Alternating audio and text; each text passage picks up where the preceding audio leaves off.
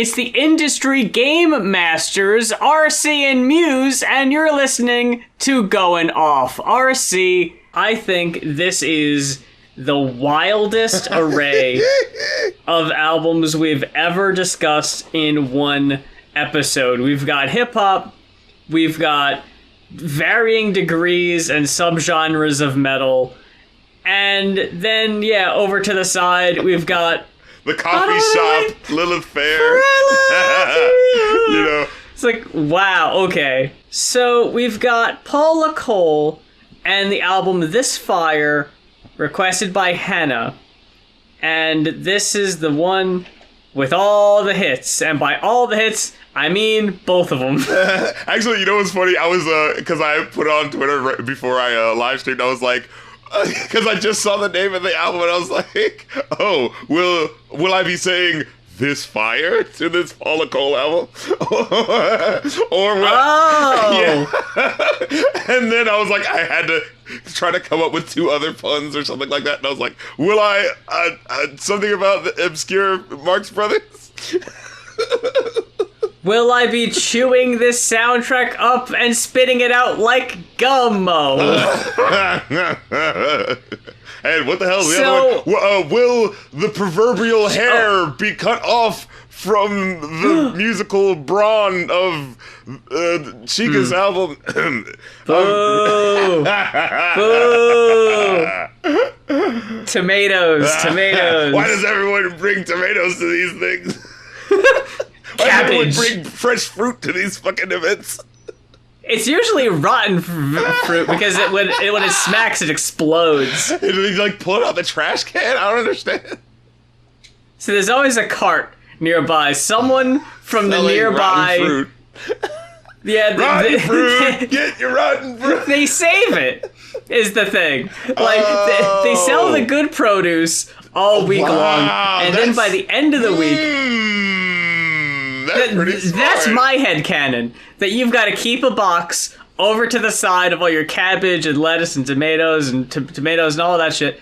And you bring it with you, and now all of a sudden you're the popular kid at the public shaming. You're selling cash on both ends of the life of a freshness of a vegetable. You know, I just happened to live in Gotham City in the town square.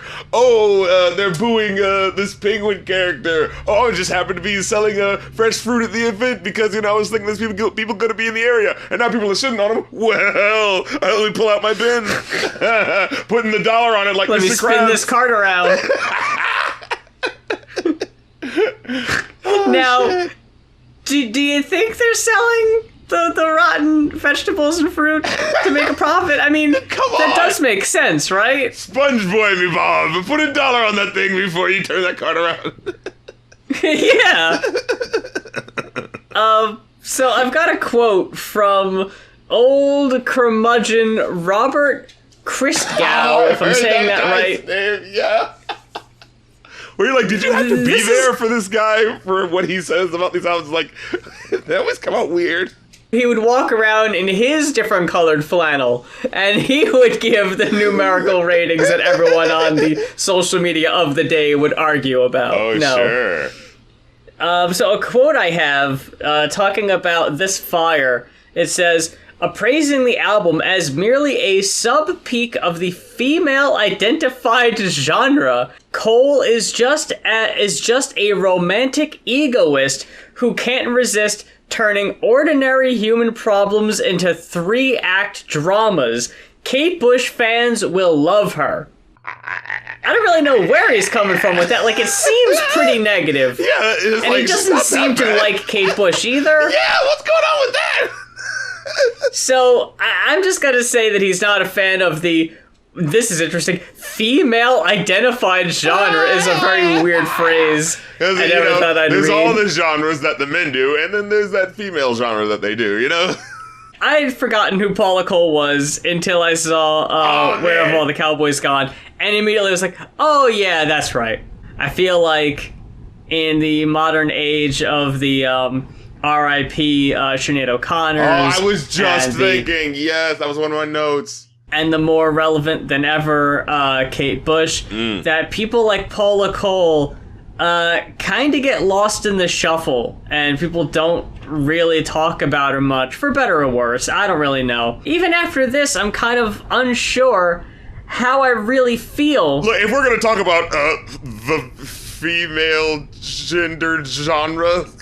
The female-identified genre, RC. You better get used to it, because it's taking the musical world by storm. But specifically, female rockers in the 90s, you know what I'm saying? Like, we just got done with your girl Björk, you know what I'm saying? So, we know what it means to have our brains rocked out of our skulls, Like, I feel like when it comes to like this flavor, like in this time period, very interestingly enough, like I don't think she's bad, but there is this weird sense of like, yeah, did she just not get like a budget or something? Something feels off. Something feels like a step down from the power that really could be hitting her. And I don't think it's her vocals, because I think she is really a great voice, and I think there's certain points where like you hear like the way she really gets in the pocket of a certain melody, and it's like, ooh, oh my god, like okay, I really see like how this person's carrying their weight vocally.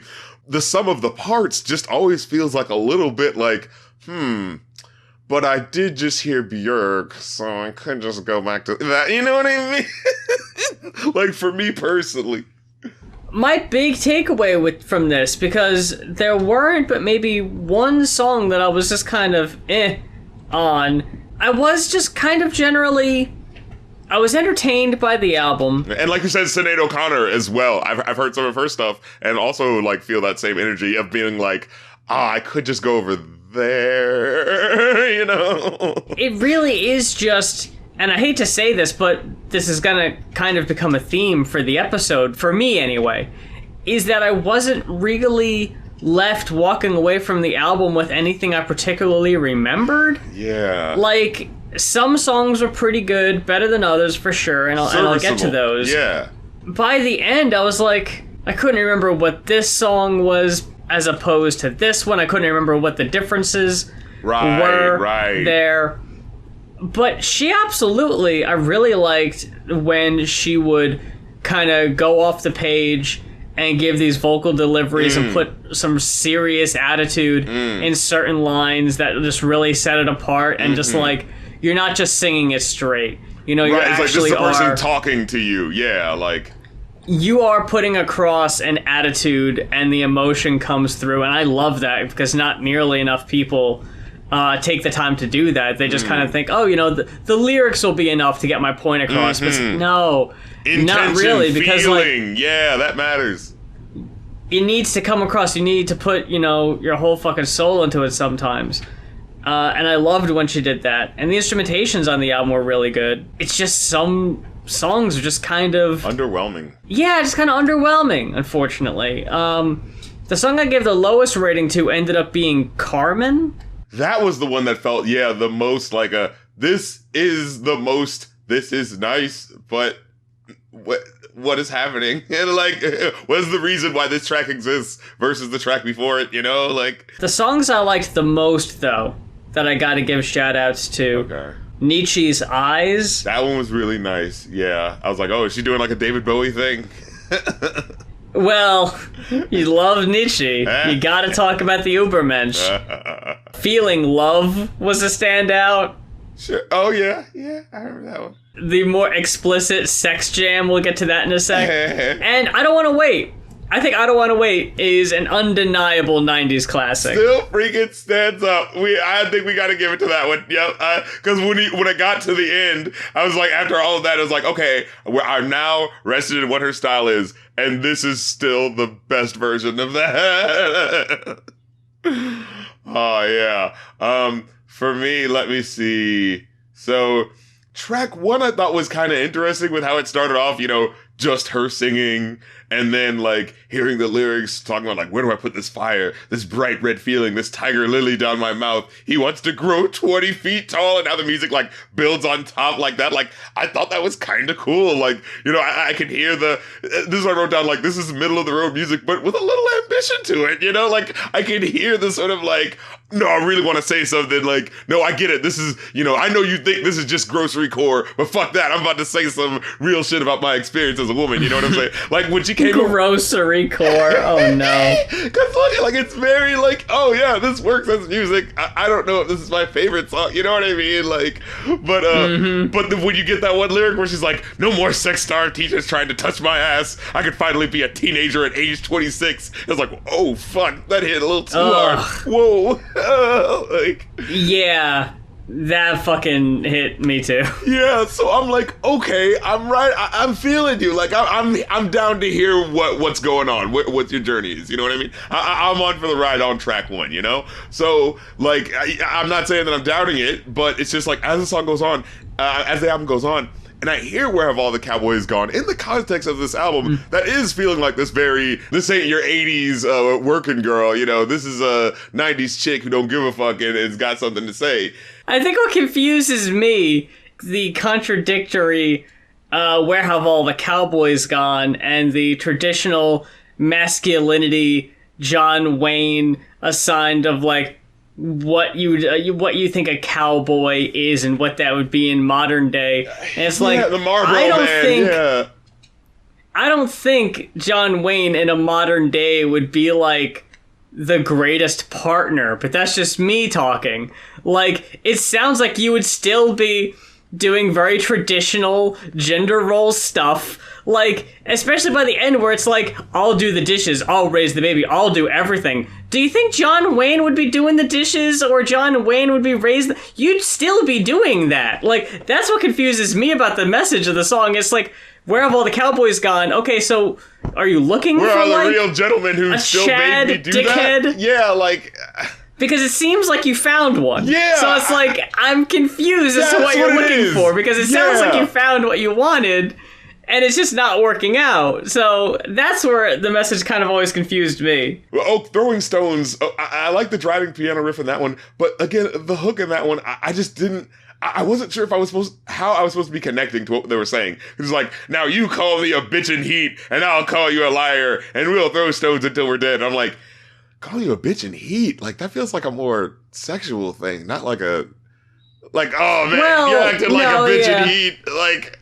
I feel like I would only say that someone would only say that in a sexual context of like, oh yeah, that chick's a bitch in heat. You know what I mean? Like, no, I remember that being like just like being ornery a nag. chicks, the sort of phrase. Yeah, okay. A '90s thing just uses the word bitch in a phrase. Yeah, I get it. The '90s were weird in their misogyny. Not to say that we're not still dealing with it now, sure. But it was a different shade. It was unexamined. Now, Mississippi, that was an interesting one. I loved that Mourning Dove sample. The ooh, yeah. Ooh, ooh, ooh. I was like, ooh. I was like, oh, fucking okay. And weirdly enough, like, there's always parallels on these albums that we do. And the Chika album uses a Mourning Dove sample. It's the weirdest fucking thing. We'll always have these little connections that will happen. But yeah, Mourning Dove sample. It's fucking cool as shit. I wrote down I've got a piece of my heart on the sole of your shoe. Ooh. I've got a little piece of thunder trapped inside of that cloud. That dog in you spit me out into the Mississippi. Those are respect on how it's delivered. It's I got a piece of my heart on the sole of your shoe.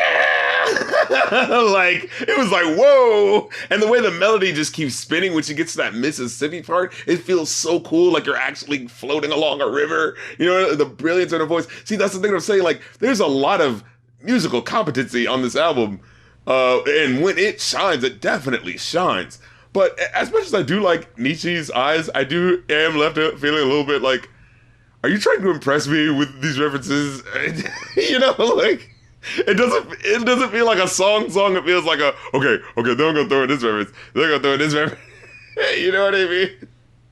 I had to make note of the moment where, because I love when songs do this, when the flute joins in, but it joins that was cool. Right at the point where she goes, I didn't know, and then the no is held, and it like crossfades into the flute, and the flute takes over. That was kind of cool. Yeah. Although that was, I love when they do that. Although it was so unexpected. I think it's actually 2 instruments, but I can't figure out what the other one is. But they like one of them. It's definitely the sound from the "My Heart Will Go On" the penny whistle thing. You know what I mean, or whatever that is. Oh yeah. Because I was hearing it, I was like, "Oh hey, how you doing? It is the '90s. Hey, I guess were they originally gonna tap her? This is around '97, right? They were gonna, you know." They're like, oh, should we get this song for the soundtrack? No, but I do like the idea of that penny whistle solo, though. Let's keep that, you know? I also loved when she was like, getting down, getting, like, the beginning of it was so fucking punchy, of just like, oh my god. It was punchy? Like, we're not getting lingua ignota, kind of, like, shouting, but, like, you just kind of picture, it's like, oh my god, I want to see the expression when she's singing these songs, because she sounds so mad. I will say, it happened just slightly more times than I feel like it should have. Like, it felt like it should have 4 times and then crash, and it was just like, I kind of had a moment of like, are you stuck? Like, you know, because it happened just an odd number of times where it just feels like what's happening? Did they just loop this? You know? And it feels like she's saying it with the exact same hit, you know what I mean? Where it's like, got it. Is it copy and pasted? Yeah, I was like trying to figure out, like, what's going on? Like, because it's such a raw moment, for it to be repeated that much feels weird for me to have the question of, is she actually doing it, you know, or is the, like, you know, like the actual repeating it that many times, or are they just doing it? Because it just felt weird for the repetition to happen. And then I think that's the final thing that happens, isn't it? Like, I don't think there's anything after that. I think that's the end. She says, yeah, I think so. Getting down this, and then that's it. And so I was like, getting down this, what? But, hey, look, she's getting down this, man. She's getting down it right now, all right? Whatever it is, she's getting down it, clearly. She's fucking getting down, all right. But then we had so like, you know, a little bit odd, but like I enjoyed that track, you know what I mean, for the experience of what it was, you know, in a like, I can't get this from anything else sort of thing, you know what I mean? Then we get Road to Dead, which, what, can I just ask this, why is she speaking like this? I'm walking down what do you mean? The road to dead. I'm walking down the road to dead. What are you talking about? No one talks. What are you, Jamaican? Why is she saying that? I walk the road to dead. Huh? The death. I walk the road to death? Or why is he saying to dead? I'm on the road to dead. What? Who says it like that? Please tell me I'm not crazy. Why are you just being silent? Because I never know. Because like I don't nitpick word phrasing like you do. I'm not as taken aback by things like that, so I don't know what to say. Because you just kept repeating I just so listen to the much. fucking songs, man. You just kept repeating it so much that my brain was just like, road to dead, road to. Why is it road to dead? I just don't get hung up on those things, I guess. So it's like, I'm not going to put up a fight because A, I don't care enough about the album to defend it, and B, I also wasn't, you know, as taken aback by it to really carry it one way or another. So you heard Road to Dead, it did, like, you weren't taking, like, nothing at all was just going like, huh, that's an odd way to say that. I mean, I thought it was a weird way to phrase it, but I didn't write anything down about it. All I wrote down was that I loved the little synth pulses happening in the background that were cool and sure, that was cool. Added some atmosphere to it. Whenever I hear things like that, I think my brain just immediately says... You accept it in the language of the song, right? Like, you know... There's probably a meaning for it. Right. She probably meant it in some way, and just because the explanation isn't readily available to me doesn't mean that it was, you know, inherently wrong or... Like, she fucked up by saying it weird, you know what I'm saying? Like, I know she meant to do it... It was intentional, whether or not I understand why she's saying it that way. It just must have felt right at the moment.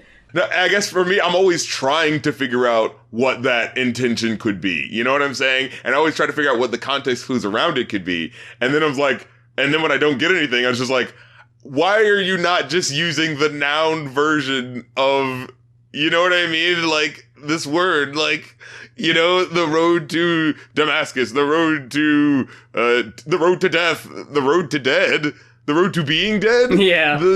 You know? But yeah, and then Me, I felt was cool. Me was fine. I didn't have notes on that one. I literally just wrote the name of the song, the score, and I moved on. Like, that one had no lasting impression on me. Yeah, like, voice-wise, it was really nice. But the concept felt a little unfinished. Then, Feeling Love, this one I felt like didn't have enough musically, like, to fit the sexual, heft of what she's going for vocally, you know what I mean? Like, I wanted to feel like a, you know, vibromatic, super frequent, not with, yeah, remember that Macy Gray song? You know what I mean? Like the bass should have been funkier, something just should have been more charged, something about that. Like, her delivery was fine. It just felt like the band was like, where your boys at? Come on, kick it up, like, you know? But yeah, I did like the lines, you know, I mean, she definitely comes in with some good, verbiage with you make me feel like a sticky pistol leaning into her stamen, and you make me feel like the Amazons running between my thighs. I was like, ooh. But then when she's like, you make me feel like a candy apple all red and horny. Like, candy apples? Yeah. Like, wait, do those have... like, candy apples are... they have horns on them? Like, what are you doing? What are you talking about? Because my brain tried to like go like, wait, it's like, does candy apples, does the stickiness, do they have little like sticky horns or something? I don't know what you're talking about. Why are they horny? Yeah, I don't know, man. I was like, I can't help you with that one. I can't. You're like Flavor Flav. I can't do nothing for you, man. I've got like no energy for this fucking album, and I hate to say it, but I'm like, I'm so disengaged. Like, I'm the one trying to pump up this segment here. I'm like, oh, remember what you said? No, but see, like, isn't it weird? And I'm like, yeah, man, I guess. Honestly, anyway, you're giving the appropriate energy. That's the funny thing. Like, I'm the one who's trying too hard, but I just think it's funny that like the lyrics here are like, "Oh, try to be sexy, hyper sexy." And she's like, "What's a sexy lyric?" "Ooh, you make me feel like I want to be a dumb blonde in a centerfold, and the girl next door, and I'd open the door and I'd be all wet with my tits soaking through this tiny little t-shirt that I'm wearing." And I'm not making this up as like an improv, you know, Rick and Morty sort of thing. These are the lyrics.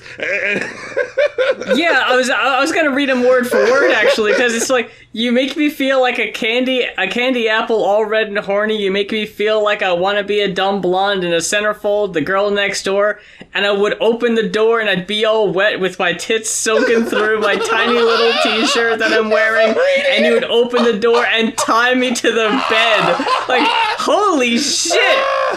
Look, Paula, I'm not gonna shame you for any of this. I think no it's great. No shaming here. No, for sure.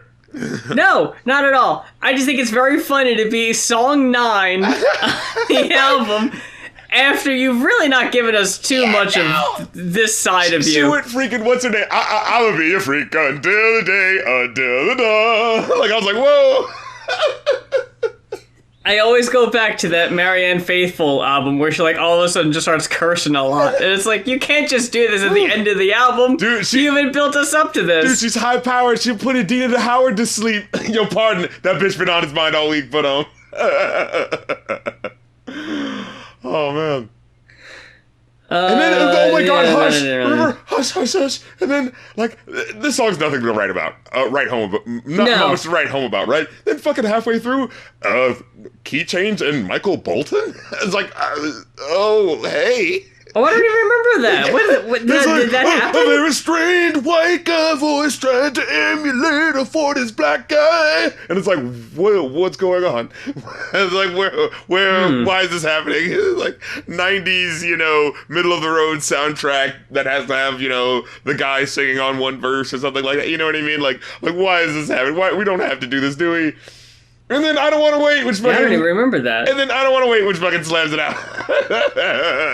Yeah, I was actually... I had to look it up and see if this was originally on the album, because typically, when they do this and they put it at the end of the album, it's like, hey, it was a big smash for the show.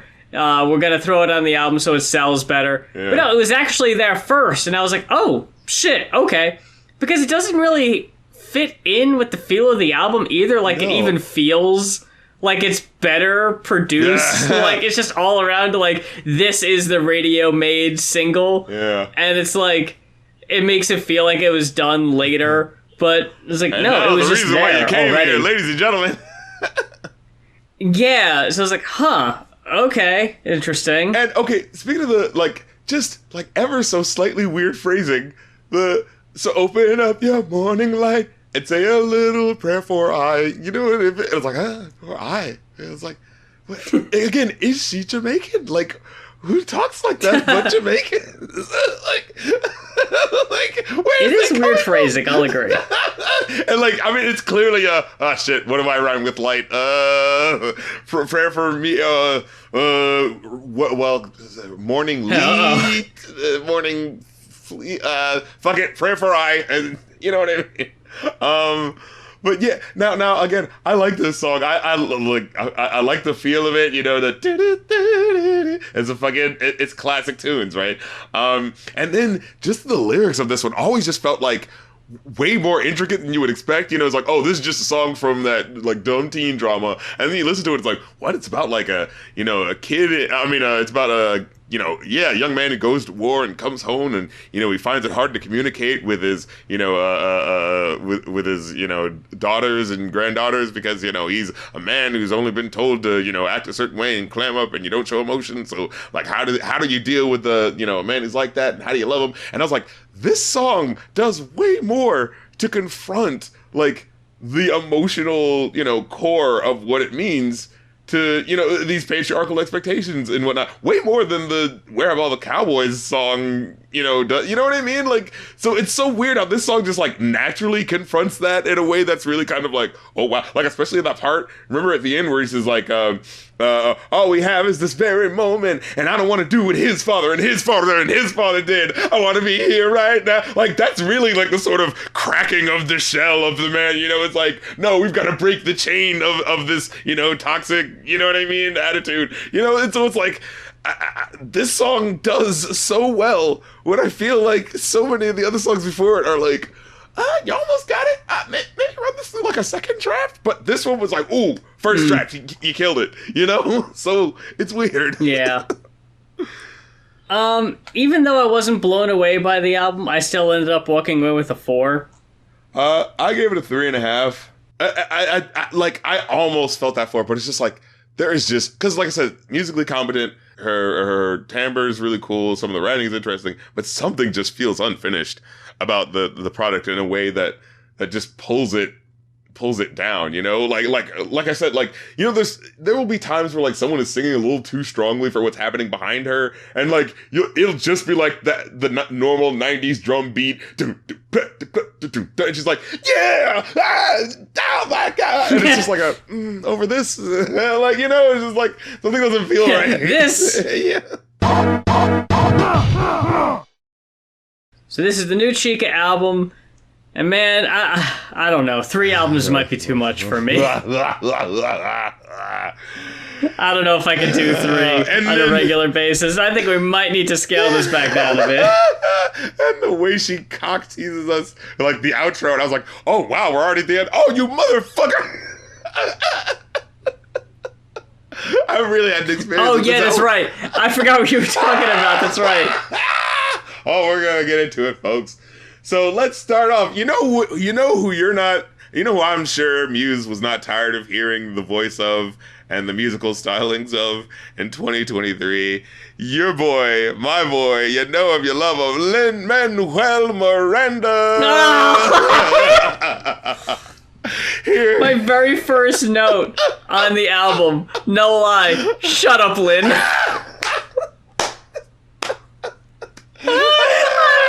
Fucking over this dude! Get him the fuck out of here! This fucking... Oh, man, look. rap albums in general doing the, let me get some respectability cred by having this guy that you know and love speak on the intro of my album. So now you like me but man, did you mistime this? You should have done this maybe like 6 years ago or something like that. It would have been, look, it's the guy who did the Hamilton album, fresh off the Hamilton album, and I got him to do basically that same intro part thing of the I'm not giving away my shut and think about the future and how history has its eye on you, whatever, extra lyrics that he had from that play that he wanted to give her here, where it's just like, oh my god, this is so like tawdry and fucking cheap. Like, why is this here? It's so useless. He doesn't even like have it, because I was thinking like, oh, rap album, oh shit, are we about to get gutter? Is he really about to like fucking rap? And then it's like, oh no. And then he raps and then he just speaks on the outro as well. So it's just like dude, stop. Like, the cringe factor was so much. I was just like, dude, stop. This isn't an overture. Right, is that the intro? It's the overture. Like, yeah, it's like a sample of the album, right? Like, here's what you gotta... Here's what you can expect on the rest of the album. So, you should have just had Lin on the intro. Like, to have an overture and an intro is a bit redundant, in my opinion. An intro, parentheses, Samson. It's like, what did you want to do with this album, man? I thought that Lin... Fuck that. I thought Chika had bars on the overture, even though not really much there. And I thought she did fine on the intro, too.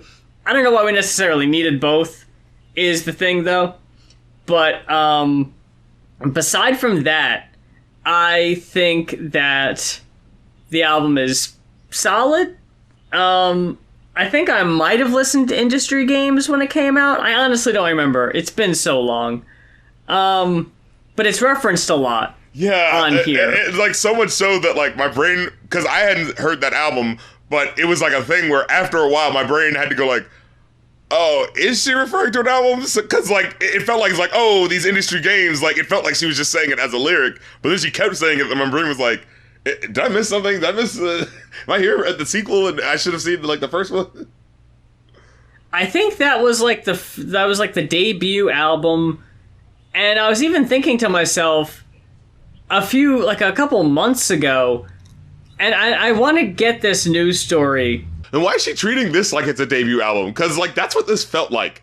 You know, usually putting a whole bunch of people on your album to be like, hey, look, I'm leaving a voice message and I'm a cool guy that you like, so check out this guy's... That's usually, you know what I'm saying, the rookie move, because there's multiple people on here that don't do anything, like they don't have like verses, they just kind of say stuff, and it's like, oh, hey, look, it's Lin-Manuel Miranda. Oh, hey, look, it's Stevie Wonder. Oh, hey, look, it's Snoop Dogg. And it's like, what is this, an episode of Sesame Street? Why are these people here? I liked what they all did in the context of what they did, except for Lin-Manuel Miranda, he could fuck off. But Snoop, his was just a little spoken word like, hey, check out Chika, she's great.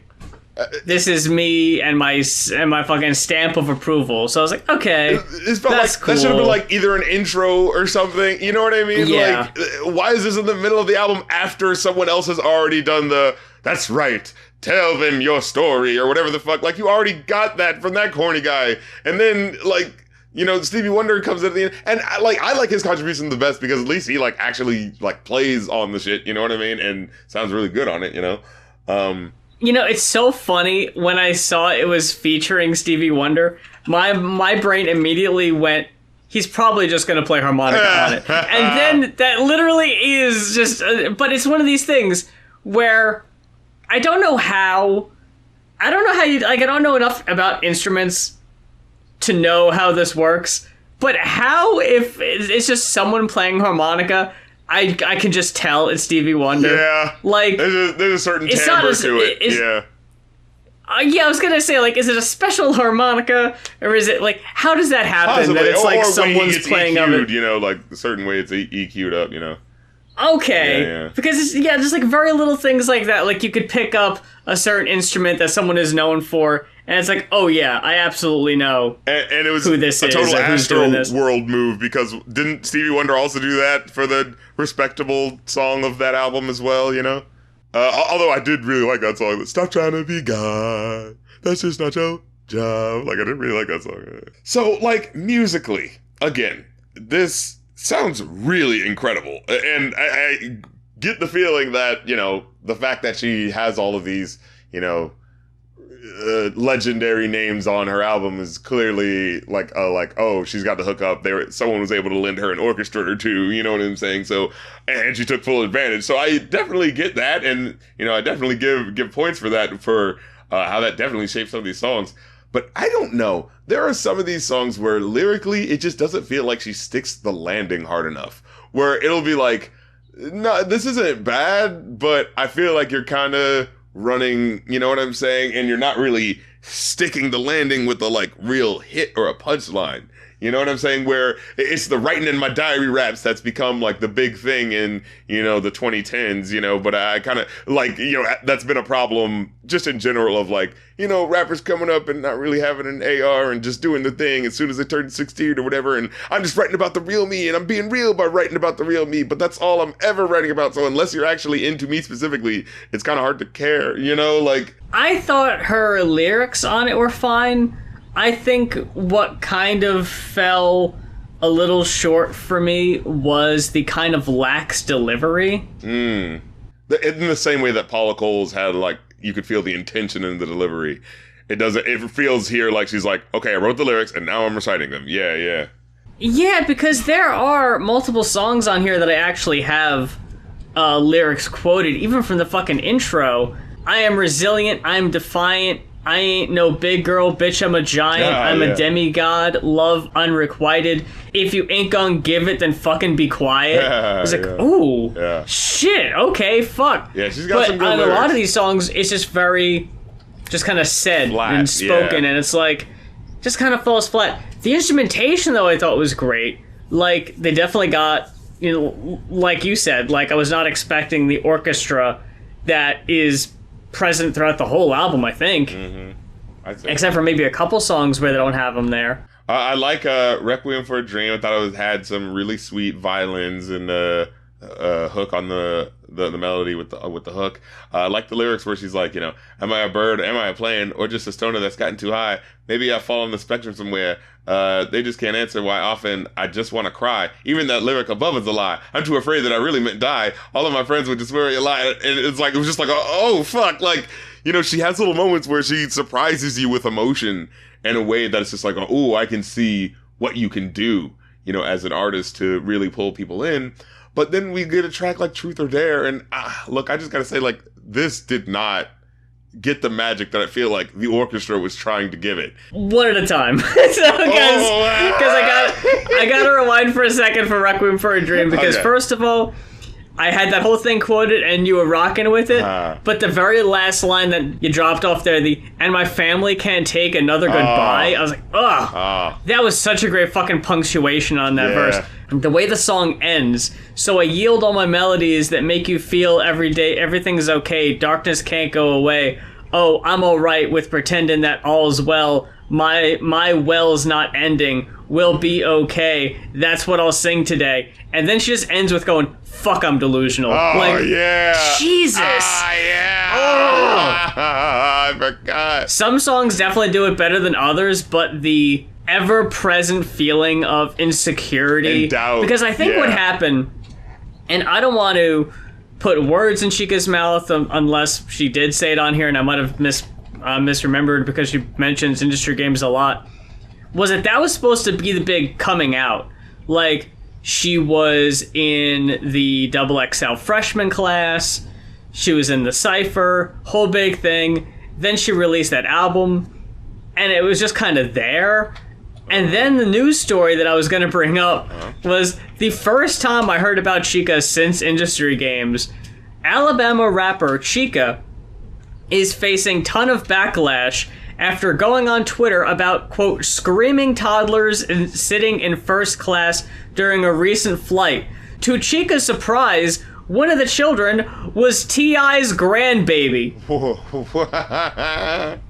And this was just this past June. Rat beef. And it was like, yeah, she posted this whole thread about being pissed about crying babies, and I'm just like, Chika, this cannot be the first time I hear people talking about you in years. Don't do this. Is this fucking thread? Don't do that. Not like this. Not like this. So I definitely feel like that was so unexpected. The emotion of industry games not really doing what it was supposed to do, that I could definitely see someone not feeling great going into this album. That it's like, you know, I have a lot to make up for, so to speak. Pressure. But yeah, exactly, the pressure. But I really liked, actually, if I'm looking through it, I think Truth or Dare has my highest rating on the whole thing. Oh, man. I thought Freddie Gibbs delivered. I think quoted, he was the weakest part of it. No, I think he started out pretty weak, but I think he saved it about like halfway through. He kind of picked it back up. He just kind of repeated stuff a little bit too much in a way that wasn't clever enough to warrant the repetition. You know how like someone will repeat something in a way, but they're like, oh, but the way you repeated that was in a way that like reappropriated that word in a new way. But I feel like he doesn't do it in a clever enough way. You know, where it just feels like, no, you just kind of said basically the same thing, but you know what I mean? Like, that's true. One part from Chika's section I have written down here is even the deadlines be too much for me, and I'm only productive with shrooms in my tea, and I'm perfectly fine with neglecting my needs. I'm a slave to the mental shit nobody sees. That was a really good part. I really dug that. No, you're right on that. Chika delivered. I wanted to correct myself when I said that, Truth or Dare is my favorite on the album. Equally rated was Demigod. Ooh, okay. Now, do I have an argument on Demigod? Let me see. Are we in agreement? Actually, I think Awards was nicer. I liked Awards. Awards? Yeah. I have no notes on Awards. I will say this. It really sucked for me personally trying to take notes on this album, and there weren't lyrics for all the songs. Yeah, when it was just like that made it really hard for me. It's like fucking hell. I was sitting there and I was listening along, but when I don't have the lyrics to read along with, I fucking fell asleep. I just couldn't focus. I literally needed to take a break, take a shower, come back, and be like, okay, now I'm going to listen to the rest of it because I think my head is where it needs to be. The orchestra is just too soothing. I just need the words to focus on and actually follow along in the song. Otherwise, it's what am I... I get you, yeah. Because there's even parts where I'm reading the lyrics along when I'm listening to the album where it's like... I thought to myself, if I wasn't reading along, I probably wouldn't be able to follow what she's saying. Not to say she's unintelligible, but there are sometimes either she's going a little, you know, she goes a little too fast, maybe a little too mumbly. Yeah. That it would be hard for me to understand what you're saying. So if I don't have that in front of me and I don't know what you're saying, my mind is just gone. It's just wandering, and I'm asleep. I'm trying to look at what. But yeah, I thought Awards was fine, but that was one of the songs I didn't have anything written down for, and honestly, halfway through, I kind of stopped taking too many notes. Well, I just kind of got a little samey. The wind got out of my sails about halfway through. I think. I don't think it helps having an outro that early. I know you were joking earlier. Look, I think we talked about this before. Naming things can fuck up your flow. I really do think it is. It can happen. Because I saw outro, and it just now I'm pissed, because now I thought we were almost done. It's not even necessarily to say that I'm not enjoying myself, but you can't do that to me. I get you trying to do it for an artsy reason. Oh, is it? Because she even says in that song, because didn't she say, what's her artsy-fartsy reason? She's like, well, I'm wishing on a star that this won't be my outro. And it's like... Yeah, yeah. I remember that. That wasn't clever enough to be what you were trying to do, I think. You know? Then to have an intermission later. Intermission! I was about to go if you're gonna do this, you need to have the last song be called Intermission. Just fuck it up and just be like, oh, fuck. And just have it end with, oh, fuck, you delivered the album out of order, you dumb asshole. You know? Honestly, 20 fucking tracks is too much. Yes! Oh, Lord. even if they're not all songs, I think 17 songs in total, 3 songs I didn't have written down notes for. There's like an interlude, there's the intermission. And worthless, I'll say, let me just fucking say that much, because they're nothing, I'm sorry, they're nothing. Unless there's like a legitimately funny thing that they say, like Snoop Dogg doesn't say anything that's like, oh, you had to capture that moment. You know what I mean? Like, well, yeah, I don't think they were trying to be funny. No, not even funny, point. but just like saying something. Like I think there's one moment. I think at the end of the last song where there's like a speech there that's actually kind of like, oh yeah, that's actually, I understand why that's here. That's actually inspirational and really said something. Oh yeah, to end the album with that made sense. Yeah, but the other stuff just felt like it was like that fucking Praz album where it's like, oh look, I'm leaving a voicemail, and look, I'm a famous cool person, so check out their album. You know what I mean? It's just like, why is this here? Dude, like it stinks of a lack of confidence to me. You know what I'm saying? To be like, oh look, we couldn't start the album without showing you Lin-Manuel Miranda. You know? I really, that hurt it so much. Right. To see that it was 20 tracks and we're fucking leading with a Lin-Manuel Miranda introduction. I was like, what? It feels like such pomposity of like, you gotta take this album seriously. Listen to the orchestration and the fact that we've got these like legendary people. You know what I mean? It feels like it's pushing so hard at something where it's like... It felt like a Logic album. Oh, no! You hit it too hard. It feels like it's cosplaying as a legendary rapper's album. You know what I mean? Like a legendary rapper would get other legendary people, and it would sound so epic and over the top because we got an orchestra. That's what makes you respect it. You know what I mean? When she has moments where like she chills out and like I will say, Tap. Honestly, that was probably my favorite song on the album. Like, it felt weird. Tap was a good one, yeah. Like, after all of this, listen to this beautiful orchestration to make you understand that I'm a force to be reckoned with. And then it's like, okay, all right, we're just gonna do this fun little, like, sped up bass, Jersey trap song. You know what I'm saying? And then it's like, oh, you're actually fucking knocking with this one. Wait a minute. Like, yeah. You could have just done a whole bunch bunch flow on that one. Yeah, man, that shit was bonkers. Yeah. Like, especially after it's kind of been a little low key for most of the album, and then to all of a sudden just kind of turn up the heat. I was like, oh shit, okay, now I'm paying attention. Yeah, there was energy in that one, and I also gave praise to Awards because that one was an interesting one where like the music switched up. I think like 2 times actually, where I was like, oh, okay, because it was like a weird thing where like the music just kind of kept going, and then it switched up in a way that was like it was kind of doing a bit of a motif from the previous part, but then you could tell like the energy had switched, and it was like okay, and then she started rapping just like, what did she say? Like, go against me, you got super balls, you get nailed to your bed like a cuticle or something like that. And it was like, whoa, like that was fucking dope, man. It's like if you wanna bitch, go ahead, but get on all fours. I was like, oh. Yeah. So like I gotta give it up to that one. I really think Awards and maybe the one that we had just named, Tap, were really the kickers. And very short song, but Hurt.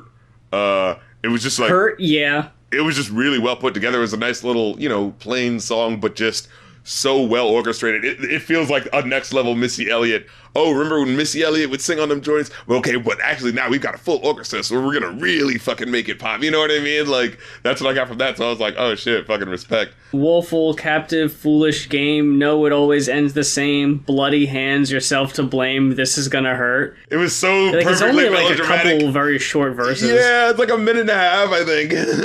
But the way it illustrated the feeling was so complete. Where it's like, even if you know it's coming, that anticipation is part of the pain too, isn't it? Like... Before we get too far away from it, I wanted to quote Demigod in the section I'd highlighted. Yeah. I guarantee that no one on my level, chips on my shoulder, feed angels and devils. That was cute. Revving my engine, my foot on the pedal. I'm heating my kettle, expanding my metals, refusing to settle. That was dope. Mm-hmm. She's getting gully. I'm already great. I'm not waiting on flowers. That shit is a scam. Consider my ego, my line in the sand. Won't sit on your table. At this point, I'm willing to stand. That was really good. Oh, my goodness.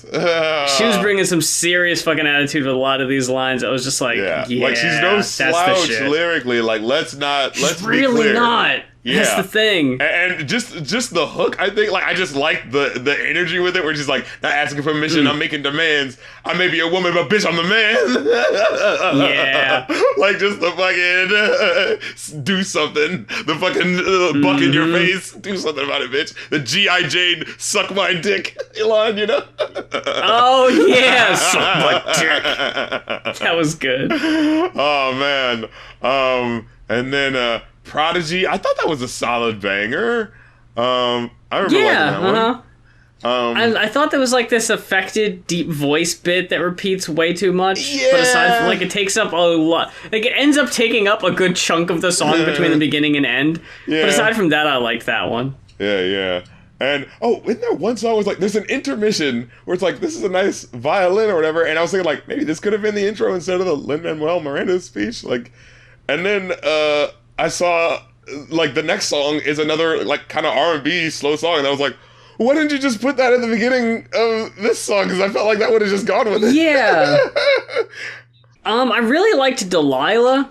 I thought that was a really strong cut. That was another solid one. It gave a good reason for the title of the album. That was nice, you know what I mean? Mm-hmm. A really sweet tune, yeah. Yeah, I mean, I think it's a fine follow-up to Industry Games, an album that I really don't remember much about, unfortunately. But yeah, I don't know how much of a lasting impact this is going to really have on me either.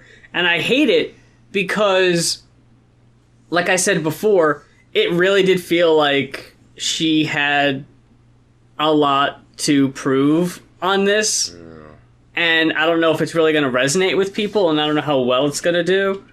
But I definitely appreciated the effort on a lot of this album, and a lot of it was really strong. Yeah, and Get Here, the final track, I like that it sounded like some PM Dawn shit, you know, super inspirational for the kids, you know what I mean? But yeah, like, overall, I gave it a 4 out of 5, actually. Like I said, there's times where the musicality is really good, but it just doesn't get you all the way there. And then there's times where it's like, the music is just enough to really be a solid enough listen. You know what I'm saying? And you can really hear the shit coming through. And maybe there's stuff that falters it from being as perfect as it could be. In fact, like, the competency, like, is what actually makes you take away some points, because you're like, I hear how good you can be. And if you could have just, like, you know, gone a couple more drafts, this could have been, you know, the thing to write home about. But because it's just, like, competently well made, and it doesn't feel like there's a fire lit under you with every track, you know, it feels like there's just, a rote competency that's kind of happening in a way that doesn't really allow me to connect to it. So yeah, it's like, it's not like I'm giving you the flowers in terms of it being well done. It's definitely the 4 out of 5, but it's that 4 that makes me go, like, I should be saying 5. You know what I'm saying? Where it's like, to the average artist, it would be good to get a 4, but to someone like Chika, you know what I mean? Like, this doesn't feel right, you know? Like, so isn't that weird where it's like a 4 could feel like it can feel like an insult when it's someone who you know is good, but, like, it can feel like a stamp of approval if it's like a fucking Soulja Boy album, you know what I mean? Going into our last album we have got here, oh my god. Oh boy. It's the Gummo soundtrack, everyone. That's right. You're looking at a gradient of all the different kinds of metal, and so many are represented here. You've got power metal, you've got some sludge, you got some doom, you got some thrash going on here. You got some EDM, techno experimental metal. You know what I'm saying? Like, yeah, you could definitely say. There's definitely some stuff I fuck with harder than others, but I'll try to keep There's like noise rock shit, yeah. Yeah. I'm gonna try to keep my own personal preferences aside as we go through here. But let's start with the Gold Torques of Uliad. Ulaid? I think it's Uliad. Okay. Ulad? I'm not sure, but it fucking rips. Yeah. Oh man, my absolute yo! When they come in with that 3/4 and that screeching voice that fits in like an evil wizard speaking over the song. Sounds like a damn leopard or something at one point. There's like a growl that happens or something. I'm just like, holy fucking shit, let's go! Yeah, this is Absu. I'm not exactly sure how you pronounce most incredible. of this. Oh, absolutely. Yeah, this was great. I thought this was a great opening cut. Now, I will say this, if we happen to get any questions about this. I don't know where these are in relation to the movie. Oh, yeah. B, I'm not watching that fucking movie. Oh, no. Okay, so just... Because fuck that fucking movie. Yeah, just to talk about it real quick. So, like... Yeah, go ahead. You know, it's an like... Are you going to talk about it on your movie podcast? No. And I really hope nobody requests it. Because... Oh, shit. Oh, fuck. Now I really hope I gave someone an idea. God damn you. You know, Please make RC watch Gummo. But please don't... And before you can say it, no, I will not be a guest on that episode. I am turning down whatever potential invite. Harmony Korine is a no-go from me. Here's the thing. So I think I watched like a trailer or like a review. I know I've like, learned a bit about the movie, and it's one of those things that like, and I remember being like interested in him as like, oh, really young filmmaker. You know, I was young and into movies, and all of his movies are just kind of like, I get that you're trying to challenge the form. I get that, but I just don't want to watch this. Like, you know what I mean? It's like that sort of thing. And Gummo is like his quintessential film in terms of being like, oh, it's not a plot. It's kind of like, it's the definition of mumblecore 90s. Like, here's real life of middle American people. A twister just went through, a middle American, city. I mean, small town. And this is like the reality of what these people's everyday life is. It's, there's, kids, not in school, walking around like, barely any clothes on or whatever. There's, skinhead brothers fighting. There's one scene of self-harm in the movie, I do want to say, which is why I'm particularly not trying to watch that shit, because I'm like, no, I just don't want to see that shit, especially in the movie that's trying to be, this is real, and so it's very formless, so you don't know when the fuck it's gonna happen, you know what I mean? You know it's gonna be out of butt fucking nowhere.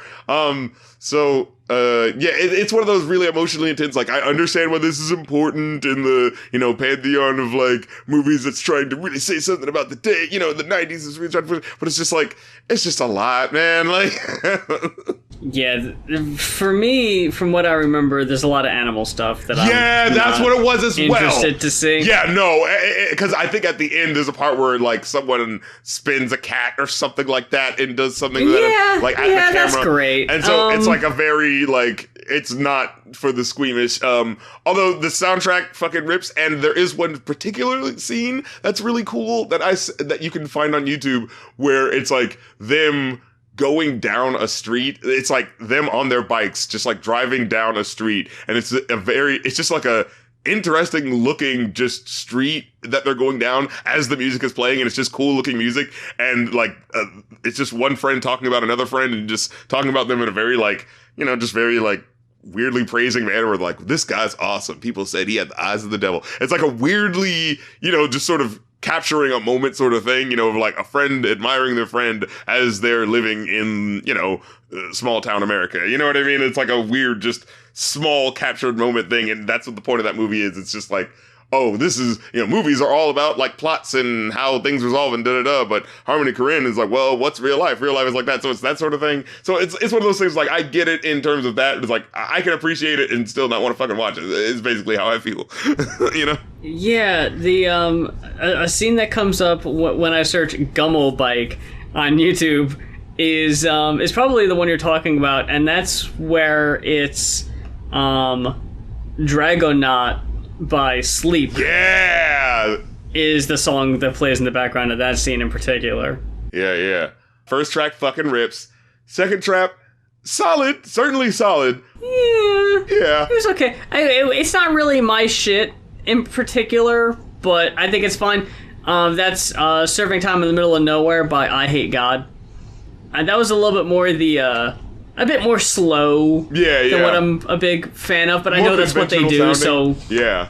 So that's why I'm not trying to, like, give it shit, per se, because, you know, it is what it is. Right, it is meant to be a soundtrack, and this is the sound of the type of, you know, guy that Gummo is, I assume. DWSOB by Electric Hellfire Club. This is the shit. Yeah. I fucking love this. We got a dancey synth beat. Fucking riffs. And it's like...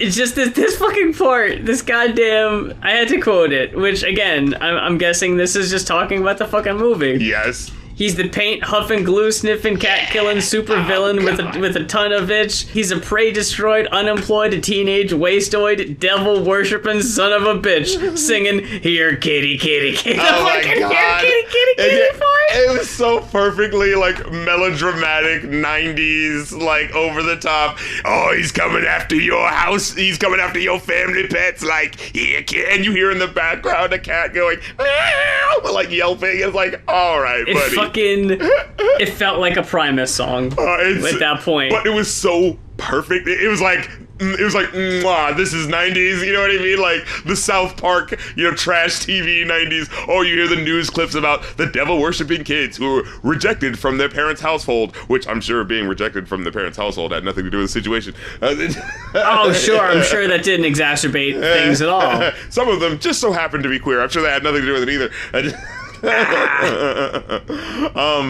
But then we get Spaz's Gummo love theme, and I get it, but this is officially, the first three tracks we've been listening to are riding that line of, oh, you know, metal is really like wild and crazy and it goes off the line, but we're still musicians, so like there's still got to be a real chord to the sound that really feels like it's good and we're still rocking with it. And then, whoa, Gummo Love's theme just falls right over, just fucks up, does not balance that line at all. Fuck it, we're just gonna go.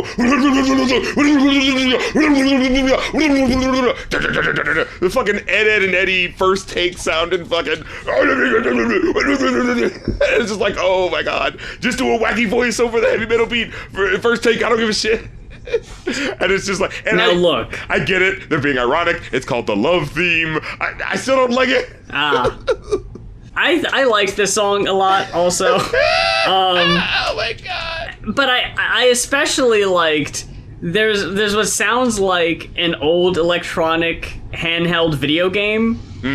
That just kind of sounds like it's being played in the background, just like the...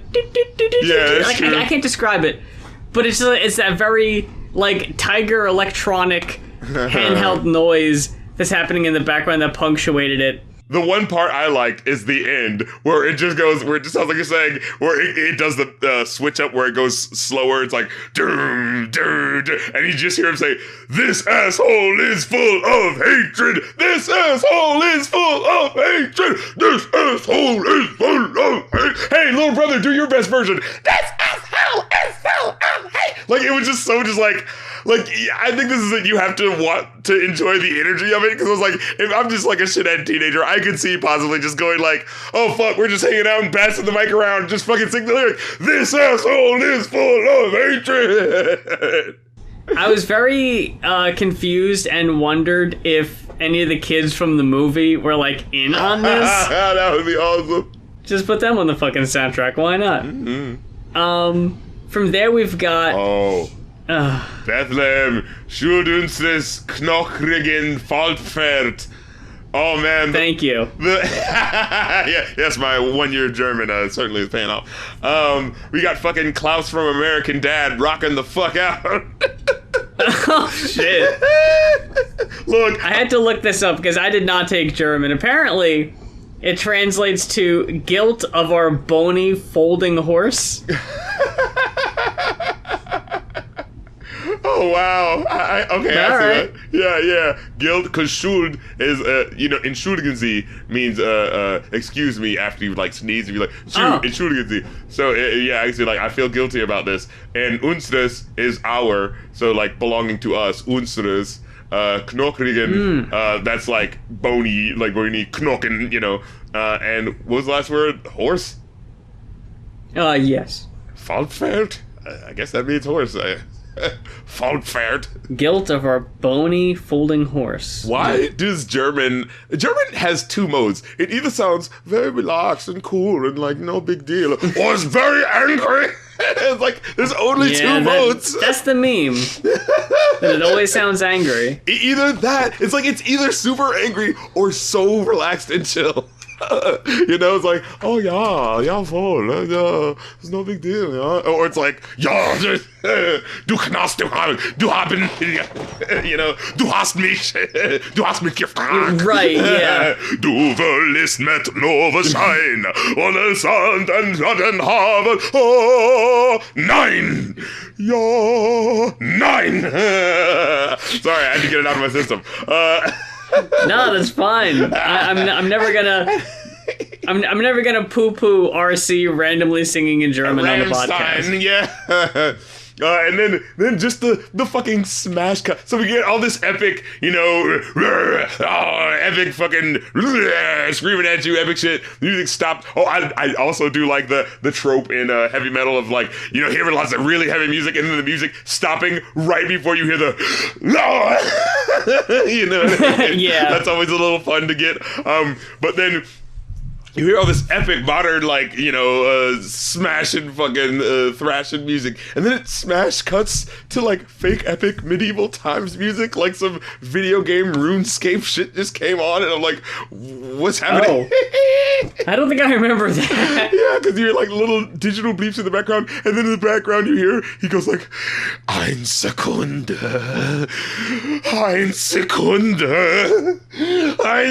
which I think translates to a second. Like, give me a second, which is which is weird. Like, is he like he's just been hit or something like that? He's like, oh, wait, give me a second. Or maybe he's second. Like I'm second place. I don't know. Someone give me the context for that. What in the context of someone sounding like they've been, I don't know, hit by shrapnel or something on a song? Would they be saying Ein Sekunde? What would the context for that be? Any German listeners there?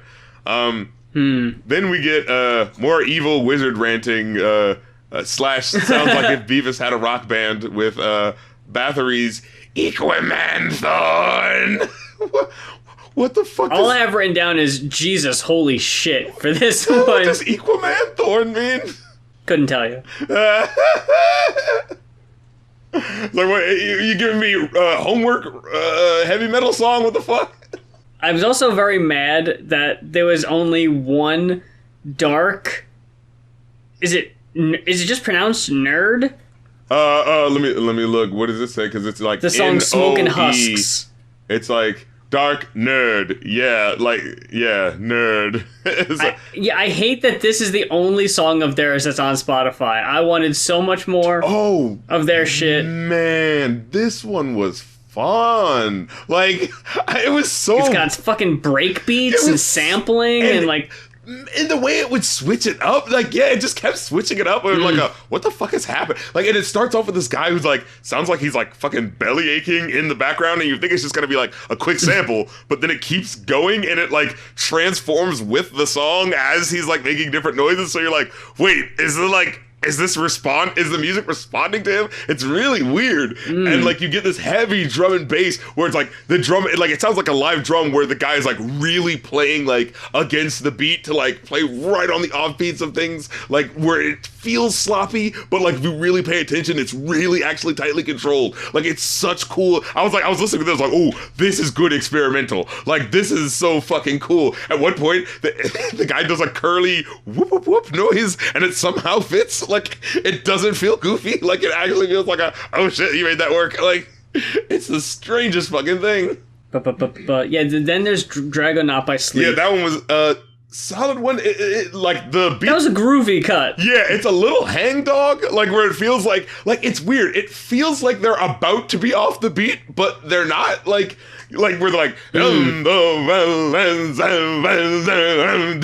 like it feels like it feels like they're playing with each other to try to find if anyone will actually go off of the beat with what he's doing as he's like messing up and slowing down the time like that. But like the band is just so trying good. To fuck each other up. Yeah, but like the band is so good that they're sticking with it as he's switching up the time. So it's like honestly kind of really cool. Like, and it's got this dusty bluesy feel to it. It's like this is heavy metal, but it's that like if you go back far enough into heavy metal into like the 70s and shit, you know how it's like it actually does have like those roots in blues in a way. So it's like, oh man, this is like if you know the Crazy White Boy was on it, you know what I mean? Like, and it really fucking pays off with just how much it digs into that weird hangdog feel. It's so strange. Yeah. I liked their Some Grass, the little bluesy guitar ditty. Yo, is at the end of the album too. We're gonna talk about what happens at the end of that album. So let's just wait. Okay, that's fine. Because then we got Brujeria with Matando Güeros 97. I don't know why this is specific, but man, this shit sounded like it was fucking live. Like Matando Güeros, the Samson. I was like, oh, fuck. I don't know what the Simpsons has to do with this, but this is fucking rocking. Like, this sounds like if in the early 2000s and the late 90s, The Simpsons was still cool and they like had a song like this on there, you know what I mean? Like you know, like the fucking the Los Lobos boys are on an episode or something like that because you know the Latin invasion was really big or something, you know, and they're like, hey, let's get this move on, you know, like that's what this fucking felt like. It's like, oh, we're getting all different sides of rock, we're getting fucking Mexican rock, like fuck yeah, like so I was really enjoying this album up to this point. So what is this? Maybe like 6-7 tracks in. I'm like, you know, this isn't exactly my bag, baby, but yo, these heavy rockers, I'm feeling it. I'm along for the ride. Fuck it. You might call me the rap critic, but man, there might be a little bit of heavy metal in me by the time we get through with this, baby. Oh yeah, I'm in for this whole hog. I was a little trepidatious at first, but I think it's gonna be smooth sailing. Let's get to the next track. Namanax, the medicined man. Oh no! Stop! Drop! Down! Close up shop! I get this shit out of here! If the fans know anything about this show, it's that I am the avant-garde girly of the show. Oh, sure! And look, you out. I'm not about to bump this in the car. You know, it's time and place. Okay? You gorillas, head-ass experimental fucking...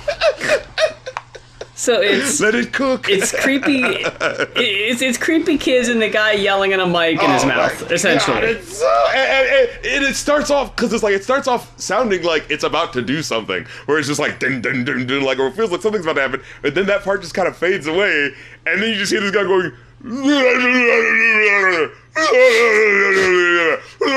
And then you hear like what sounds like a bit of a guitar, like.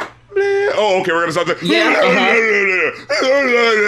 It's like, what the fuck? What is this? Oh yeah, Muse. Don't you listen to that fucking rock and roll McDonald's? Is this your fucking Wesley? This is not Wesley Willis. This is Throbbing Gristle, if anything. And the people know. The people know what I'm talking about. That's good beer. You understood that, right? Goodness. No, that's good beer. I know rock and roll McDonald's. I don't know any of these other obscure references. That's fine. But yeah, that's fine. I have a feeling. I have a feeling, folks. Like, look, yes, if you want to, you know, get your ambiance on and be like, oh, let me just throw on something that's challenging what it means to, you know, let's get my Yoko Ono on and challenge what it means to do normal music. I get it. But look, I want music that I want to listen to. And sometimes you now can we get need to remember this is for a soundtrack, though, RC. True. That it probably fit in the context of the movie. This isn't trying to get you out your seat. Some weird scene in the movie where there's some dog shit and some homeless people humping, and Harmony Korine's like, oh, this is reality, let's film it and put this music over it, you know. They're not trying to get you to bust a move to mom and dad's pussy, okay? No, this is the fucking hidden track on the Korn album that you're supposed to find and be like, ooh, I'm freaked out because I'm 12 and this is sending my imagination in a weird place, you know? But yeah, like, and I get it, like, I definitely get it, but it's just like, as I was just hearing it, and it just felt like a troll to me, where I was just like, no, I get it, dude, but this is fucking dumb. Like, I'm not gonna listen to 5 minutes of this. I'm sorry. Like, when I got to that, and I gave it a chance. I gave it a chance to be like a droning sort of thing, like, because we were listening to it live. Folks, you can go listen to me, hear it live, and have the moment of like, when you can see my eyes widen and go like, uh-oh, this is gonna be the whole thing. Oh boy. If I knew what the song sounded like, I would have, checked out, because I needed to see. I would need to see. You can still see the live. Yeah, you can still see the Twitch live, and you can know where it is because people's comments show up at certain points. Oh, good. Yeah, so you can definitely go to twitch.tv/rapcritical to see your boys' live reaction to this weird shit. You still got the VODs then? Yes, indeed. In fact, I might actually be uploading that clip to YouTube just to let the people see it without having to deal with the clutter of getting to the sweet juicy part. We've got Hellish Blasphemy by now I'm back on board. Yeah, by Niflheim. Yeah, Niflheim. Niflheim, thank you. I'm back on board. This shit sounds like fucking Hellhounds Unleashed. For one part, dude, there's this primal scream that happens where it's like accompanied by this piercing thing that I'm not sure if it's a guitar or a synth or a voice, but it is just so fucking heavy that I'm just like, whoa, like, I can, like, you know, like in Ratatouille, where he takes a sip of the soup and he's transported back to his childhood. I was transported back to 1996 in someone's house. Like, it looks like the fucking music video from, It's the End of the World as We Know It, where it's just fucking trash. Somehow, in this trash-ass house, there's electricity that's causing a TV to still be on, but the TV's, like, cracked, but we're somehow still watching Beavis and Butthead on that shit. You know what I'm saying? And there's fucking beers, and fucking someone's, uncle just got laid off of their job, and there's fucking, washing machines on the front lawn. Like, I can fucking hear it in this fucking song. The hell of modern Americana. This is what it really sounds like, you know what I mean? Like, I can feel it. Then we get Mortician, Skin Peeler. Yeah, that's the next one. That might have been the most underwhelming song for me. It had this really attention-grabbing sample intro. Yeah. And then it just kind of got dull for me after that. I thought the intro didn't even sound that good, honestly. Like, it felt like it was too It was abrasive. Different. Like, yeah, I get it. It just, like, this album is, like, in the sense of, like, you know where you are with this album, especially by the fucking vomiting man and baby chuckling track that's like we're fucking with you. This is what you're here for. This isn't your dad's rock out. Throw that fucking Breakfast Club album out. This isn't your dad's movie from soundtrack from the movie album. You know what I mean? Like, I get it, but it's just like, there's a limit, you know what I mean? Just in terms of actually being able to enjoy shit. And like, it's weird because I can hear the musical proficiency in how, like, I still feel like there's a weird thing where it feels like they're just speeding up really fast and just going super fast, and somehow it feels like the guitars and drums are still keeping up with each other, like, despite how just organically weirdly sped up it feels. But it's just like, I'm just not enjoying it. You know, in the same way that the other tracks felt like, despite me not normally being in this neighborhood of music, like, I could still enjoy it. This just felt like, you lost me, you know? How did you feel about the other one, the next track? Give the Human Devil His Due by Mystifier. I liked that one. Yeah, I thought it was cool. What was it saying? I honestly think the rest of the album is pretty strong, in my opinion. This one rocked me. It was a little goofy. What was he saying? He's like, Earth is for, learn this fire, run before something hits you. Like, is that what he said? I don't know. It was run before something hits you. That was the big problem with this album and taking notes is following along with the lyrics because they weren't always readily available. So I'm having a hard time remembering which song was which because song titles don't mean anything to me when I didn't know lyrics. Did you remember where Mom's and Dad's pussy was? Did you remember that one? Yes, I do. I do remember that one. Bitch, you loved that track, didn't you? Didn't you? Yeah, I did. Yeah, I did. This goddamn weird ass. You're like listening to putting what do you call it? Putting a chopped in half ping pong balls in your eyes and putting white noise music in your ears, and you're like, oh man, I want to have the experience with where this music's gonna take me. That's what you're doing. Artsy fartsy over here. How did you know? I thought I had my webcam turned off. I thought I had it covered up. No, man, I can't explain why I like stuff like that, but just weird stuff like Destroy All Monsters, Mom and Dad's Pussy. Why is it called that? Just fucking brought a smile to my face. I can't tell you why. I just really enjoy weird experimental experience songs like that. And the thing is, it's like, I as you're saying, it's like, I feel like I get it.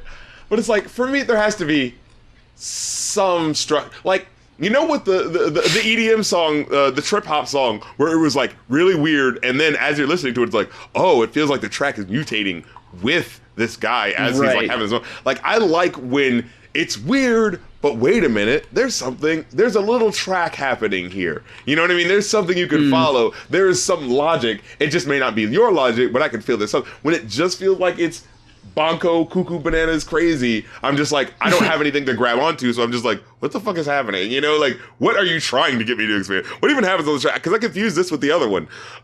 Isn't this just more of like a baby crying or whatever the fuck? Like, this one is the audio of a couple kids just saying a bunch of random weird shit. Oh yeah, they're like, I want to kill someone, wait, I don't mean it, or something, and I was like, okay.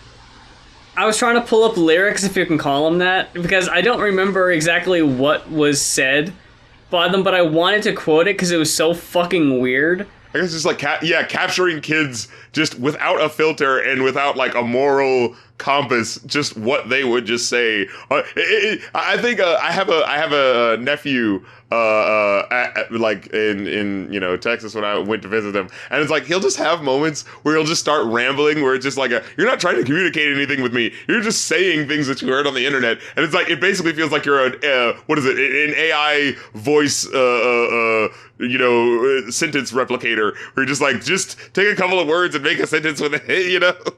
Yeah, this is like AI generated shit, but it's just children being children, not like, oh, what's some random shit kids would say. This is proto AI generated words.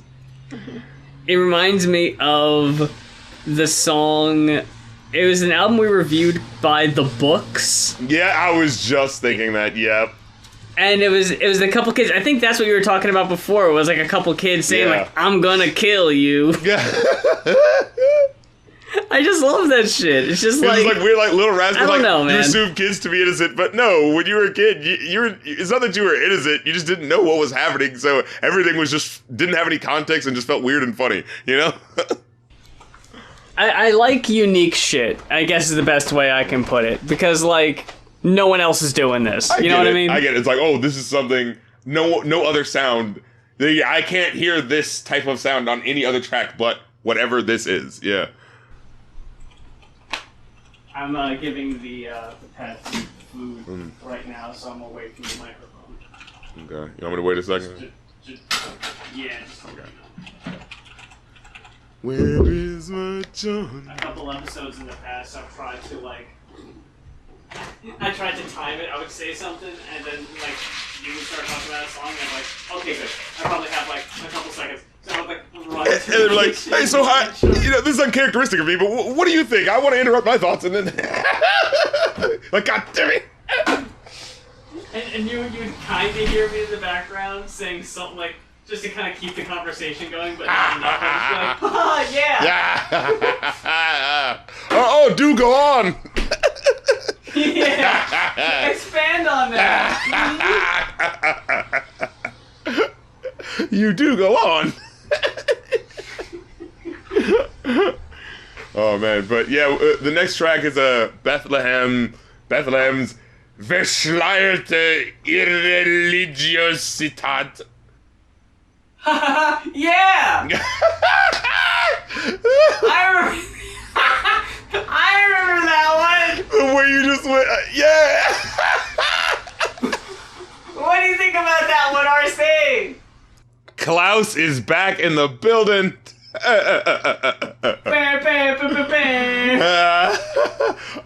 Feels like a bit of a step down from the previous track, but I do think that like the way it gets weird and blends at points where it's like, you know, I like the heavy metal track that gets prog rocky, you know what I mean, that goes on an adventure and switches shit up, you know.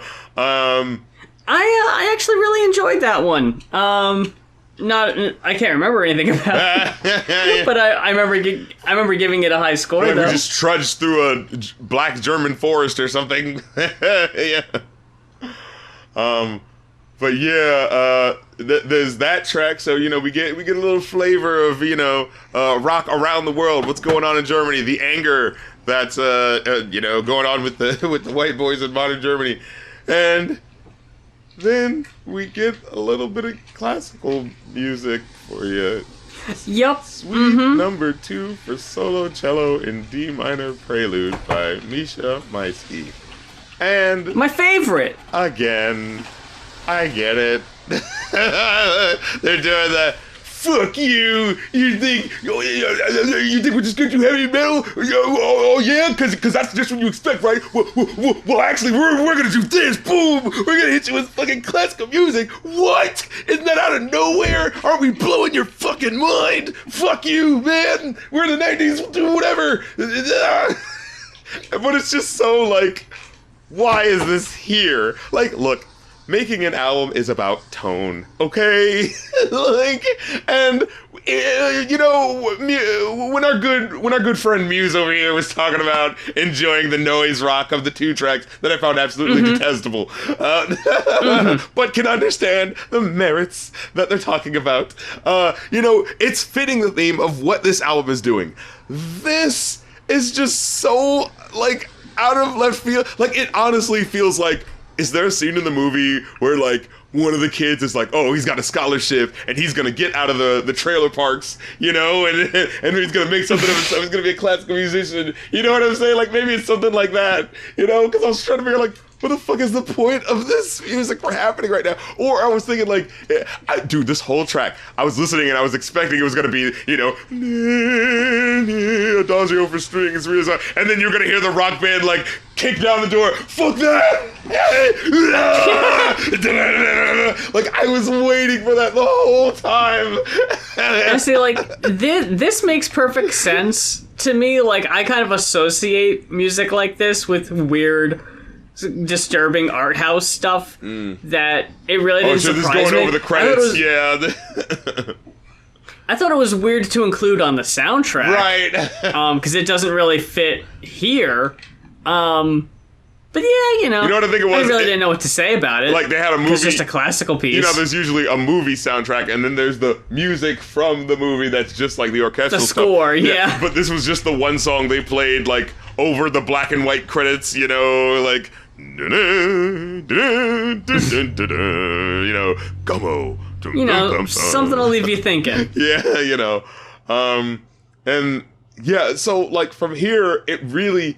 Like, I gotta say, it fumbles the ball because it's like, you know what mood you were going for, and even with the bad songs, they were at least fitting that mood, and this just feels so trying to go left field that it's just like, what even, we were at least rocking out. I don't know what you want me to do anymore with this.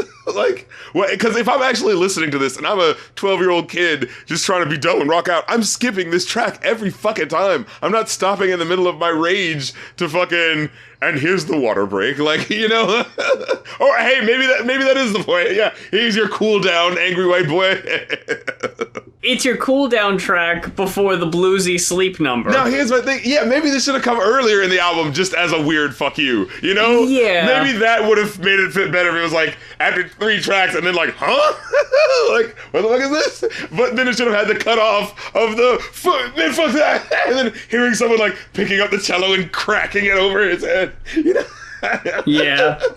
But yeah, then after that we get fucking Sleep with some grass for you. And dude, I feel like this is one of the better tracks on the album. Yeah, I mean, for what it is, it's just a little ditty. The Pickens is so nice and it's so quick, but it's so, like, there's so much proficiency that's done so quickly that you're just like, damn, that was good. Like, who's that guy?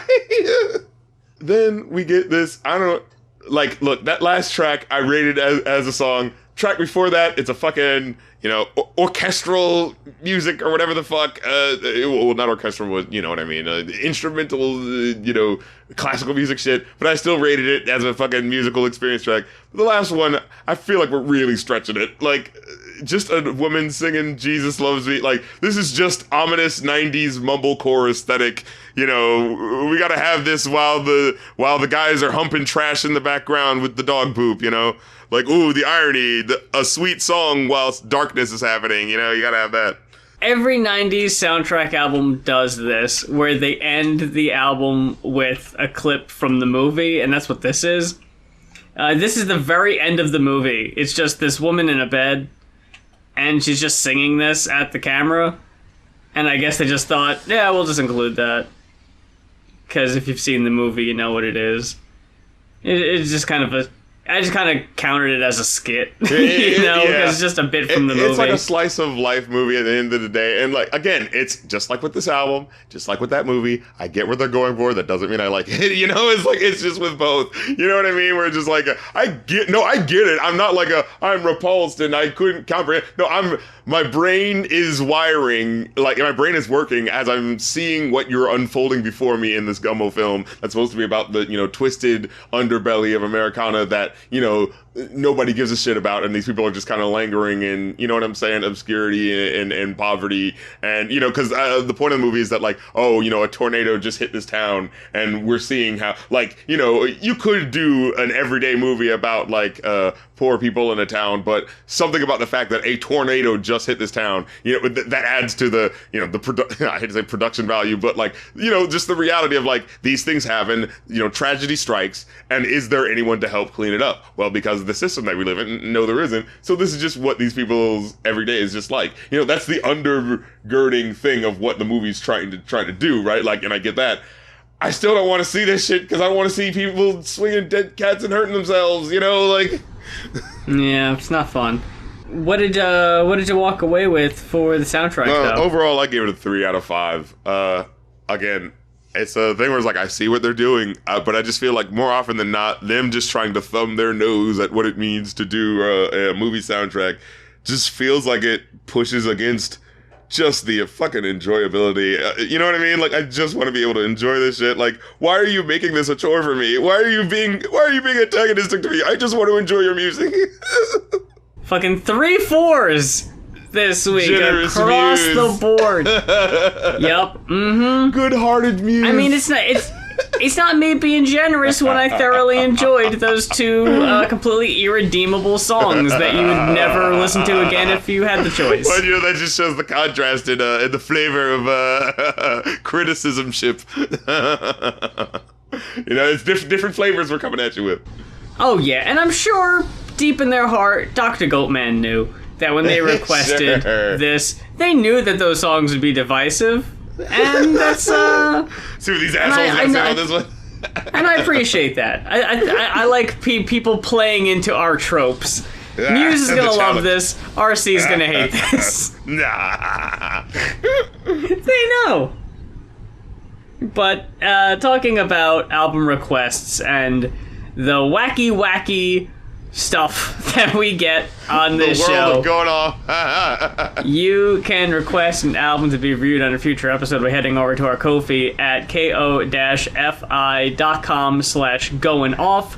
That's GOINOFF to request an album to be reviewed on a future show. We've got our individual Patreons and Patreon.com/rapcritic.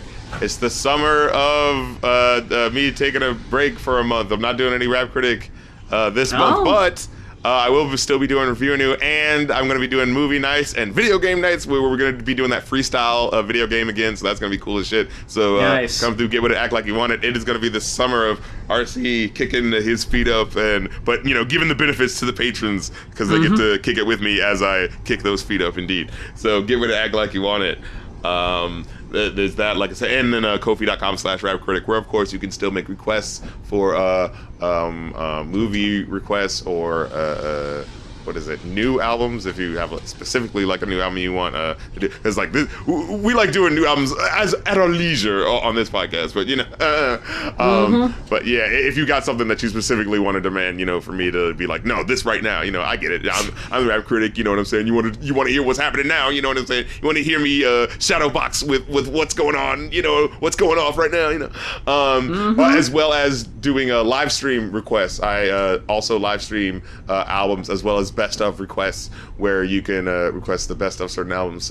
Best of certain artists. Someone just did Dreamcatcher, K-pop group, and My Chemical Romance. Yeah, they were like, all right, give me the best of this. I was like, okay, let's do it. Roll up my sleeve. I wanted to check out the. I was curious as to what made your best of MCR stream. Well, definitely teenagers. I mean, the ones you'd expect, of course. Now, I don't know what to expect. But there were some late period ones that actually really surprised me. There was one called Na Na Na Na Na Na Na Na Na Na Na Na Na Na Na. And I was like, I'm feeling this. I'm feeling the energy. But yeah, Ko-fi.com/rapcritic, and you can get 2 for 20 requests. The live stream absolute best ofs and album streams are $15 each. But if you do 2 at a time, you get 20 for both. And if you are a patron at patreon.com/rapcritic, all requests that are over $20 are half off. So if you have a movie request that's, I don't know, if it's like 80 or something like that, it'll be like half of that, so it'll only be 40. So you're getting more bang for your buck if you are a patron. So head on over to that patreon.com/rapcritic, get the full experience, get more bang for your buck for your dollar. You know what I'm saying? I'm trying to get better at advertising shit and, just maneuvering as a internet business person. But yeah, get with it, act like you want it. That's what I have to say. All right, you got anything else? Well, I don't want to tell folks how to spend their money, but I'm very interested to hear your thoughts on Danger Days as a whole. So if anyone wants to hear a full review of the, up until now, anyway, final MCR album, The Life and Times of the Fabulous Killjoys, please request oh my God. that one. And someone keeps threatening Soulja Boy. They keep going, best of Soulja Boy. And I'm like, look. Best. Okay, I thought you were gonna say for us the fucking Soulja Boy album, the first album. Lord. No. That would be interesting because I've never listened to it. So I've listened to a podcast talk about it, and I've listened to certain tracks. It's as bad as you think it'd be, but Oh, I'm sure. Sounds like fucking Fruity Loops beats, and I mean, because it's true, he literally got all of his shit from a trial version of Fruity Loops. That is actually true. But anyway, getting back to whatever the fuck we were saying here. Oh yeah, promoting our shit, fucking the shit that we were saying, Ko-fi.com/rapcritic for requests and Patreon to get half off of those requests. And oh yeah, we're doing special Q&A. So if you're at the $10 level, we're arranging things for once a month. It'll be like do special Q&A sessions where you can ask us questions and stuff for the Patreon. Whoa, what's so funny? Why are you laughing? I'm sorry. I just pulled up. I hate that you heard that. I pulled up the Wikipedia article for SouljaBoyTellHim.com. Entertainment Weekly gave it a D. Exclaim gave it an F. Globe gave it a half. Pop Matters gave it a 1. Rap Reviews gave it a 3 out of 10. Rolling Stones gave it a 2. And Sputnik Music gave it a 1 out of 5. A little underwhelming, you say? A little bit. All Music gave it 3.5. Who's the kind soul in All Music? He's like, hey, now come on now, let's give these young bucks a chance with their Fruity Loops free trial music. whoever it was bumped up their Metacritic score to a 53 out of 100. But yeah, so if you request a best of an artist, I will go through the discography, yes, including Soulja Boy, and come up with what I feel is the best stuff from their discography. I mean, look, I did Insane Clown Posse, all right? I can do anybody, all right? So you can do Lil B. Oh, God. A lot of people are trepidatious about stepping into an artist's music, and they're like, oh, where should I start? You don't want to start with their first album because maybe it doesn't actually, they're great artists. They take a second to get their footing. Yeah, exactly. And then, like, you could go to this album that has, like, great cuts on it, but, now you're missing all the great songs that brought them to where they were, you know what I mean? So, yeah, I'm feeling that need of, like, giving you the, no fuss, no muss. Here's all the quality, you know what I'm saying? Like, in one nice little package for that ass, So get with it, act like you want it. And you got anything else to say before we write out? Nope. I think you've covered it all, RC. Tied it up in a nice tight package. Okay, and... For going off, I'm Muse. And I'm the Rap Critic, and something hickey, Blicky got the stiffy, remember that? Remember when people cared about his cavalcade of nonsense syllables?